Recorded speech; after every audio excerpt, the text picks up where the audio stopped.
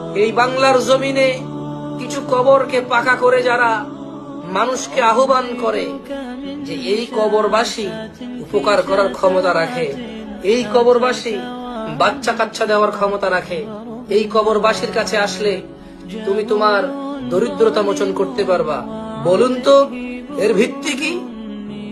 সূরাতুল আনআম, সূরাতুল আনআম, আবার বলি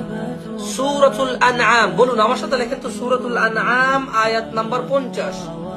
আল্লাহর নবী মুহাম্মদ সাল্লাল্লাহু আলাইহি ওয়াসাল্লাম, যার সাক্ষী না দিলে মুসলমান হওয়া যায় না, যার পদ্ধতি অনুসরণ করে ইবাদত না করলে সমস্ত আমল বাতিল হয়ে যায়, এমন রাসূল সম্পর্কে আল্লাহ বলছেন যে ও মুহাম্মদ সাল্লাল্লাহু আলাইহি ওয়াসাল্লাম, আপনি বলে